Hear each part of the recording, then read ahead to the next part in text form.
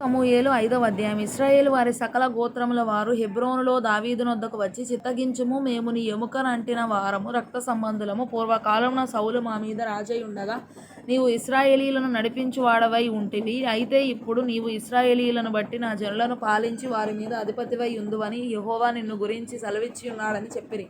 మరియు ఇశ్రాయేలు వారి పెద్దలందరూ హెబ్రోనులో రాజునొద్దకు రాగా, రాజైన దావీదు హెబ్రోనులో యెహోవా సన్నిధిని వారితో నిబంధన చేసెను గనుక ఇశ్రాయేలు వారి మీద రాజగుటకై వారు దావీదునకు పట్టాభిషేకము చేసిరి. దావీదు 30 ఏండ్ల వాడై ఏలనారంభించి 40 సంవత్సరములు పరిపాలన చేసెను. హెబ్రోనులో అతడు యూదా వారందరి మీద 7 సంవత్సరముల 6 మాసములు, యెరూషలేములో ఇశ్రాయేలు యూదాల వారందరి మీద 33 సంవత్సరములు పరిపాలన చేసెను. యెబూసీయులు దేశములో నివాసులై ఉండగా రాజును అతని పక్షము వారును యెరూషలేమునకు వచ్చిరి. యెబూసీయులు దావీదు లోపలికి రాలేడని తలంచి, నీవు వచ్చిన ఎడల ఇచ్చటి గ్రుడ్డివారును కుంటివారును నిన్ను తోలివేతురని దావీదునకు వర్తమానము పంపియుండిరి. అయినను దావీదుపురమనబడిన దావీదు నగరుండిన చోటు సియోను కోటను దావీదు స్వాధీనపరచుకొనెను. ఆ దినమున అతడు యెబూసీయులను హతము చేయు వారందరూ నీటి కాలువ పైకి వెళ్ళి దావీదునకు హేయులైన గ్రుడ్డివారిని కుంటివారిని హతము చేయవలనని చెప్పెను. అందును బట్టి గ్రుడ్డివారును కుంటివారును ఉన్నారు. అతడు ఇంటిలోనికి రాలేడని సామెత పుట్టెను. దావీదు ఆ కోటలో కాపురముండి దానికి దావీదుపురమను పేరు పెట్టెను.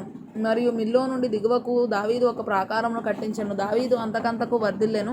సైన్యములకు అధిపతియగు యెహోవా అతనికి తోడుగా ఉండెను. తూరు రాజుకు హీరాము దూతలను, దేవదారు మ్రానులను, వడ్రంగులను, కాసె పని వారిని పంపగా వారు దావీదు కొరకు ఒక నగరిని కట్టిరి.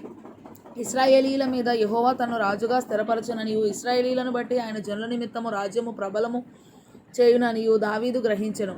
దావీదు హెబ్రోను నుండి వచ్చిన తరువాత యెరూషలేములో నుండి ఇంకా అనేకమైన ఉపపత్నులను భార్యలను చేసుకొనగా దావీదునకు ఇంకను పెక్కుమంది కుమారులను కుమార్తెలను పుట్టిరి. యెరూషలేములో అతనికి పుట్టిన వారెవరనగా షమ్మూయ, షోబాబు, నాతాను, సొలొమోను, ఇబారు, ఏలీషూవ, నెపెగు, యాఫీయా, ఎలీషామా, ఎల్యాదా, ఎలీపేలెటు అనువారు. జనులు ఇశ్రాయేలీయుల మీద రాజుగా దావీదునకు పట్టాభిషేకము చేసిరని ఫిలిష్తీయులకు వినబడినప్పుడు దావీదును పట్టుకొనుటకై ఫిలిష్తీయులందరూ వచ్చిరి. దావీదు ఆ వార్త విని ప్రాకార స్థలమునకు వెళ్ళిపోయెను. ఫిలిష్తీయులు దండెత్తి వచ్చి రెఫాయీము లోయలో వ్యాపింపగా దావీదు, నేను ఫిలిష్తీయులకు ఎదురుగా పోయేదనా, వారు నా చేతికి అప్పగింతువా అని యెహోవా యొద్ద విచారించినప్పుడు, పొమ్ము, నిస్సందేహముగా వారిని నీ చేతికి అప్పగించుదునని యెహోవా సెలవిచ్చెను. కాబట్టి దావీదు బయల్పెరాజీమునకు వచ్చి అచ్చట వారిని హతము చేసి జల ప్రవాహములు కొట్టుకొని పోవునట్లు యెహోవా నా శత్రువులను నా ఎదుట నిలవకుండా నాశనము చేసెననుకొని ఆ స్థలమునకు బయల్పెరాజీమను, ప్రవాహముల స్థలము పేరు పెట్టెను. ఫిలిష్తీయులు తమ బొమ్మలను అచ్చట విడిచిపెట్టి పారిపోగా దావీదును అతని వారును వాటిని పట్టుకొనిరి. ఫిలిష్తీయులు మరలా వచ్చి రెఫాయీము లోయలో వ్యాపింపగా దావీదు యెహోవా యొద్ద విచారణ చేసెను. అందుకు యెహోవా, నీవు వెళ్ళవద్దు, చుట్టూ తిరిగిపోయి కంబళి చెట్లకు ఎదురుగా వారి మీద పడుము. కంబళి చెట్ల కొనల చప్పుడు వినగానే ఫిలిష్తీయులను హతము చేయుటకై యెహోవా బయలుదేరుచున్నాడు గనుక అప్పుడే నీవు త్వరగా బయలుదేరవలనని సెలవిచ్చెను. దావీదు యెహోవా తనకు ఆజ్ఞాపించిన ప్రకారము చేసి గెబ నుండి గెజెరు వరకు ఫిలిష్తీయులను తరుముచు హతము చేసెను.